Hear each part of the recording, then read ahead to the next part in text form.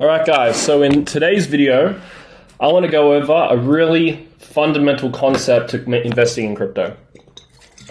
And this concept is probably a top 3 concept to internalize in your brain. And I'm going to try to visually, verbally, and textually explain the zero-sumness of markets so that I can really burn this into your brain from a number of angles so that I hope that you have a nuanced understanding of what zero-sum means and how this is going to apply to your investing, okay? So there's a number of ways that we can look at this, and I want to go over each way and give you a bit of a breakdown. So I've summarized here all of the different ways you can look at zero-sum, and I've also got an entire little presentation for you. So this is an important one to be watching. Let's get into it. And I want to make this fun and exciting for you guys. So every dollar that you make is a dollar that someone else lost. So you have to imagine investing and trading and anything related to speculating in a market as a direct competition between you and another person.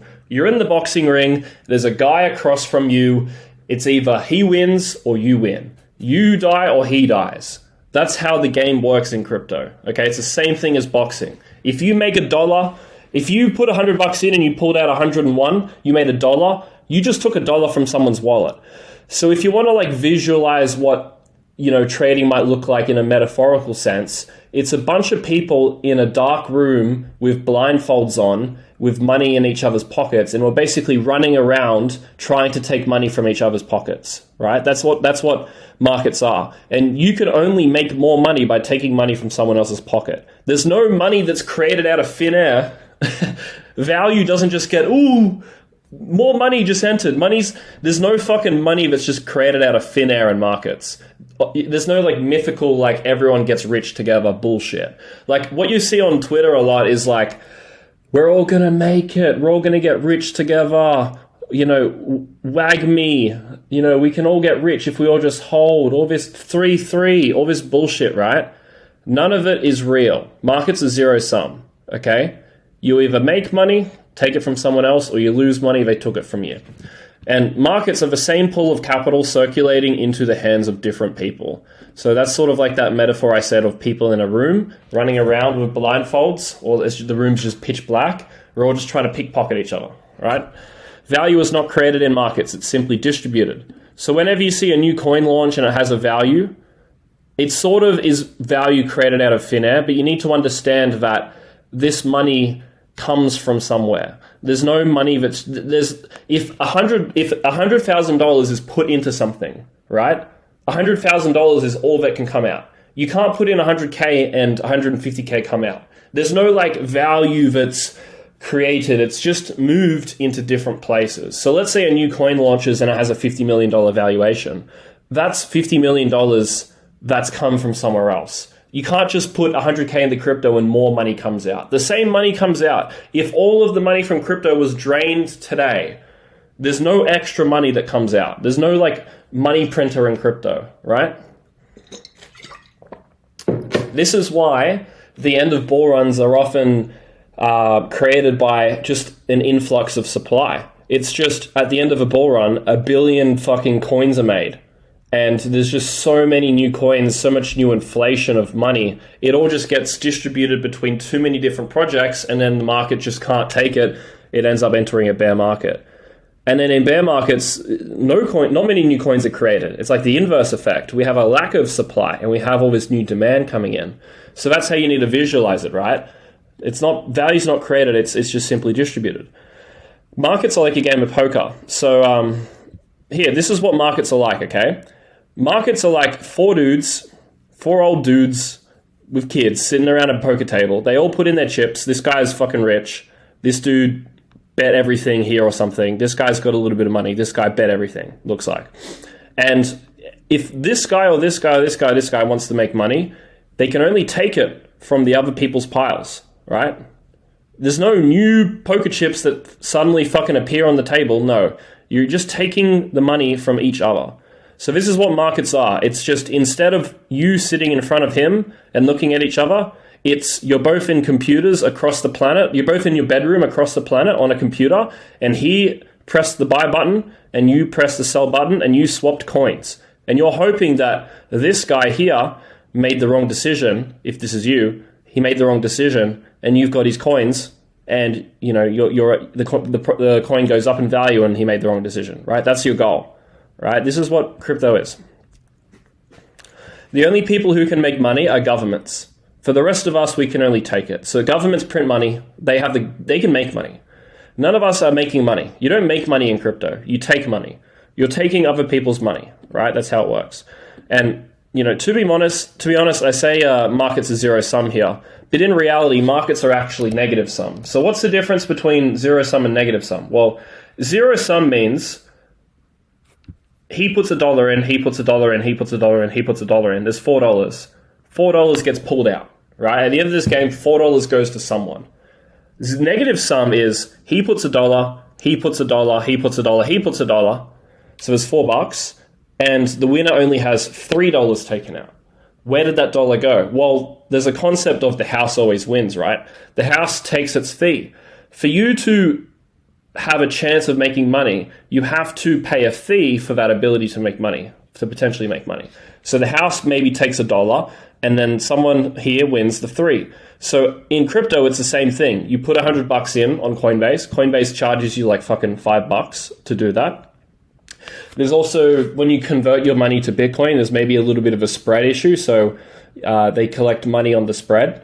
And then when you go to sell your coins, your $95, you end up losing another $5. So maybe you end up putting in 100, taking out 90, and that's negative sum. The money accumulates into the house. Now, positive sum is another one. There's 3: negative, 0, positive sum. We'll get into that one later. So, you can only take as much money as the market is willing to give up. And this is an important one to understand as well. Not many people talk about. When markets are super competitive, the people who are participating in the market, they don't ever lose much money. So because they don't ever lose much money, there's not much for you to take, right? If your counterparty has a very strict stop loss and they're very careful with what they do, they're never losing much money. You can't really take much. Where are you going to take the money from? It doesn't really work like that. When markets are easy, it's because there are a lot of idiots who just are gambling, chucking their money left, right, and center. You can make tons of money. And this is why crypto, for about 3 months of every 4 years, is the easiest place to make money in the planet, and fucking multimillionaires are printed 100 a day for that 3-month period. Why is this? Well, every 3 months of every 4 years, we get what's called exit liquidity. And exit liquidity is all these new investors coming in to try and make money in crypto if they have no idea what they're doing. They are willing to lose so much money because they're dumb that there's just a lot of money that you can take. So you can take as much as the market is willing to give up. If the market's willing to give up a lot of money, you can make a lot of money. Higher skilled market, no one gives up profit, you don't make any money. So how does this relate back to the mindset? Because this is a mindset topic. Well, when you're trying to make money in crypto like me, or like anyone else, you have to view it as you're either taking someone's money or they're taking yours, okay? The HODL meme that you see online it's bullshit. Outside of maybe Bitcoin, you shouldn't be trying to implement something related to HODL, because every shitcoin's end destination is minus 99%. Find me a coin that has been around for 10 years that hasn't pretty much died. It's only Bitcoin that hasn't died, and that's pretty much it. Some of you are probably saying, oh, but what about Litecoin? Well, let's have a look at Litecoin. Does this look like a coin that has done really... I mean, obviously it went back to its all-time high, but you have to view it as well from an opportunity cost standpoint. If you're buying coins that aren't going to new all-time highs, then you're underperforming the market.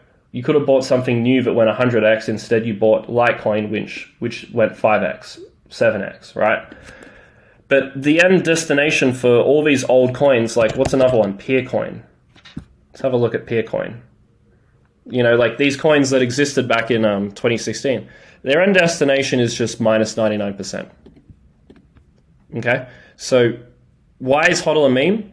Because these shitcoins, there's just a repeating cycle of people getting rich and taking their money out and chasing the next big thing, okay? Every trade has a buyer and a seller. So whenever you buy something, someone had to sell to you for that to happen, right? It's like a marketplace, right? You turn up at a fucking fruit marketplace, you give them $10, they give you tomatoes. Same thing here. So you need to think to yourself, why did someone give me coins because whenever you do a transaction with someone in markets, you both think you're making the right decision. You both think you're correct. Only one of you can be correct, right? The price is either going up or it's going down. Who's correct? Well, you could be wrong, he could be wrong. You need to consider what both sides might be thinking when they make that decision, and you need to weigh up who is the person making the more logical decision. Who has the higher probability of their outcome being correct? Who has a greater edge in the market? These are the things that you need to consider. As well as this is something we're going to go into a lot of depth right now. Markets are either player versus player or player versus enemy. Right? What's the difference? There's two types of games in crypto. Let's get into this. This is important to understand. So,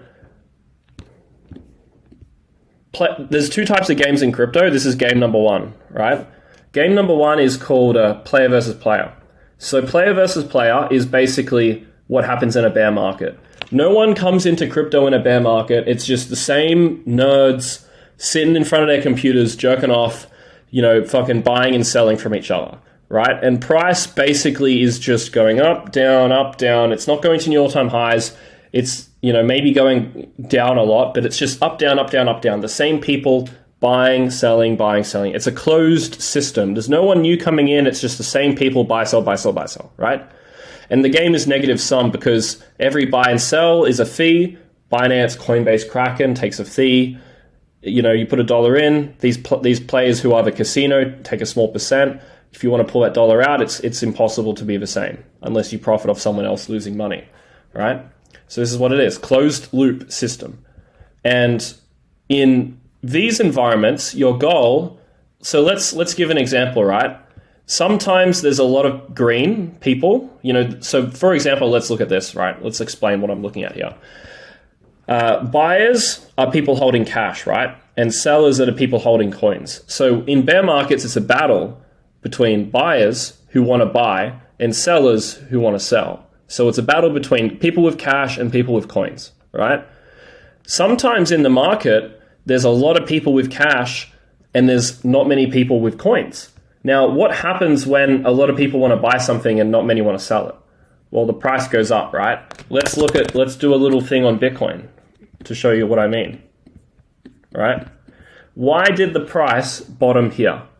Well, there was a lot of people who wanted to buy, demand, and there wasn't many people who wanted to sell, supply, right? When there is, let's say, this much demand and this much supply, the price is going to go up because naturally these people are going to try to buy. Like, let's say they want to buy a dip down to here, but there's so many people who want to buy this dip that they end up having to chase price higher. And this is what causes bull runs, right? A bull run is basically just a bunch of people, these people here, with cash who want to buy, who never get to buy, right? It's just a bunch of people in cash who never get to buy, and they end up just having to buy up here, right? Why is the price here and not down here? Well, there was a lot of people who wanted to get in, and they've had to buy at higher and higher prices just to get their money into the market. Right, that's the market cycle. So as a participant in a zero-sum game, the mindset you need to take is when there is a lot of people who want to buy and there's not many people who want to sell, you want to be getting into the market. So if you were to have used this analysis, you would have been buying in this region because it would have been clear to you looking at data that, okay, there's a lot of bids in the order book. And I can show you the bids in this tool here. So you can actually visualize this with this tool here. So let me show you it. So you can see here, with this tool, the green is the amount of bids in the market, okay? So this is the Bitcoin chart. You can see it's the same chart as here, right? You can see this is the top, this is the bottom, top, bottom. you can see that the green is basically the cumulative amount of bids in the order book of Coinbase, right? I think we can do ETH actually. ETH looks better, I'm pretty sure. And I actually already drew it. There we go. That's convenient for you. I've already drawn the visualizations.